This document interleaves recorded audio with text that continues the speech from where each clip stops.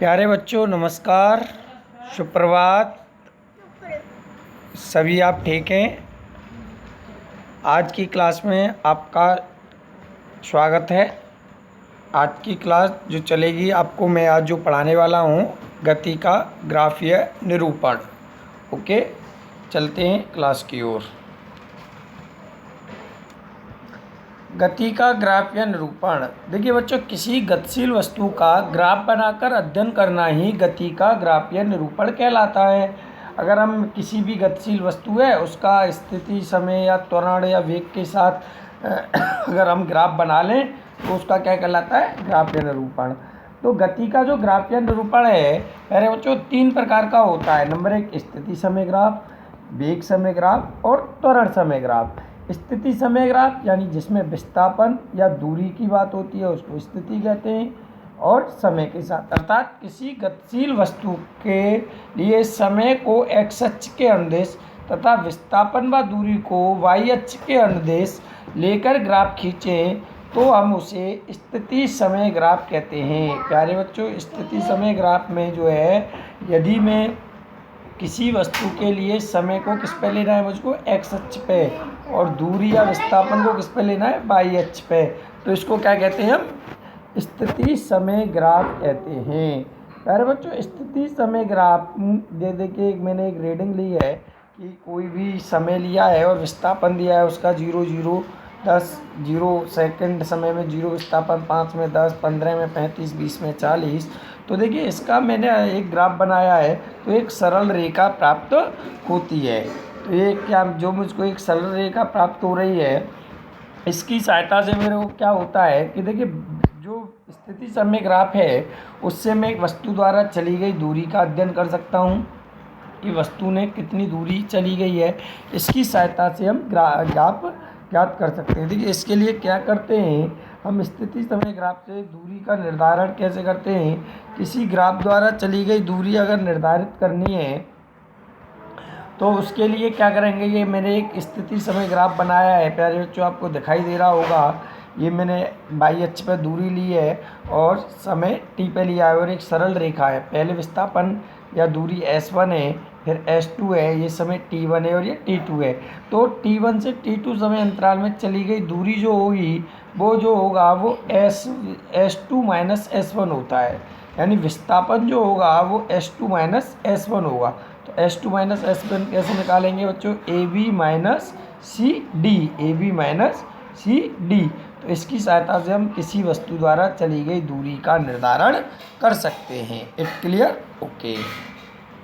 फिर बच्चों निकालते हैं दूरी समय ग्राफ से वस्तु का वेग। जो वस्तु का वेग जो होता है वो विस्थापन बटे समय, विस्थापन बटे वेग बराबर, आपने पढ़ा था विस्थापन, तो विस्थापन क्या था अभी जो आपने पढ़ा है, s2 माइनस s1, ये अपॉन समय t1 माइनस t2। तो इसकी सहायता से क्या लिख सकते हैं? Del s upon del t। तो हम किसी भी वस्तु का वेग ज्ञात कर सकते हैं, किससे? स्थिति समय ग्राफ से। ये कंडीशन है, जब वस्तु अगर ग्राफ में है तो ग्राफ में ढाल कैसी होगी? शून्य होगी, और वस्तु ग्राफ में होगी। ये अगर वस्तु की स्थिति का जो धनात्मक है, ढाल प्रवणता धनात्मक है, तो नियत धनात्मक वेग से गतिशील होगी। ऋणात्मक है तो नियत वेग से वेग ऋणात्मक होगा। अब देखिए, इसमें ए बी सी दिया गया है, तो 0 में वेग बढ़ रहा है, ए से बी तक वेग बढ़ रहा है, फिर बी से सी तक वेग घट रहा है, और सी से डी तक वेग नियत रह रहा है। ये कंडीशन मैंने आपको बताई है। फिर वेग समय ग्राफ आया बच्चों। तो ये बच्चों, वेग समय ग्राफ किसी गतिशील वस्तु का भिन्न भिन्न समय अंतरालों में वेग का मापन करके समय के साथ ग्राफ खींचें तो ऐसे ग्राफ को वेग समय ग्राफ कहते हैं। वेग समय ग्राफ कहते हैं। तो यानी हमें दूरी और वस्तु के साथ क्या खींचना है? वेग समय ग्राफ कहते हैं। अब इस वेग समय ग्राफ से ही हमें, यानी इसमें क्या करते हैं बच्चों, अगर वेग को मैं लूँगा x अक्ष पे, वेलोसिटी किधर लेनी है मुझको? x अक्ष पे, और समय किस पे लेना है मुझको? x अक्ष पर समय और y अक्ष पर वेग लेके अगर ग्राफ खींचूँ तो उसको वेग समय ग्राफ कहते हैं। यदि कोई वस्तु एक समान वेग से गतिशील है तो वेग समय ग्राफ एक समांतर रेखा प्राप्त होती है। ये देखिए बच्चों, वेग समय ग्राफ से हम क्या ज्ञात कर सकते हैं? वस्तु द्वारा चली गई दूरी। तो इसमें बच्चों क्या करते हैं, वेग समय ग्राफ ये दिया गया है, इससे वस्तु द्वारा चली गई दूरी कैसे ज्ञात करते हैं बच्चों? इससे ज्ञात करने के लिए दूरी बराबर होता है चाल गुणा समय। तो चाल देखिए इसमें v बराबर होगी, क्योंकि इसमें दूरी क्या है, v नियत है, वेग क्या है, नियत है। और ये वेग समय ग्राफ है प्यारे बच्चों, इसमें ये करेक्शन है, ये दूरी ना होके वेग है। ओके, तो वेग और वेग बराबर दूरी बराबर क्या होता है, चाल गुणा समय। तो वेग क्या है, v, समय क्या है, t1 माइनस t2। यहाँ t1 होगा समय और यहाँ t2 होगा, तो t1 माइनस t2, तो इसको v इंटू डेल टी, या इसका क्षेत्रफल ABCD का अगर मैं एरिया निकाल दूँ तो भी इस ग्राफ से चली गई दूरी हम ज्ञात कर सकते हैं। क्लियर? वेग समय ग्राफ अगर गतिशील है तो इस होगा, तो वेग पर त्वरण निकाल सकते हैं। त्वरण बराबर होता है वेग परिवर्तन बटे समय अंतराल यानी ढाल, AB/BC बराबर tan थीटा। यानी अगर किसी वेग समय ग्राफ से त्वरण ज्ञात करना है तो उसका ढाल ज्ञात कर दूँ, तो उससे क्या निकल जाएगा, त्वरण निकल जाएगा।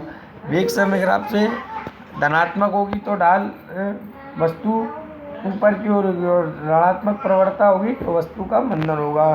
ठीक है बच्चों, वेग समय ग्राफ की प्रवणता जितनी अधिक होती है उसका मंदन कितना होता है। लास्ट है समय को x अक्ष पर लें, y अक्ष पर लें, और समय को x अक्ष पर और त्वरण को y अक्ष पर लें, तो उसको कहते हैं समय त्वरण ग्राफ। उसको क्या कहते हैं बच्चों, समय त्वरण ग्राफ कहते हैं।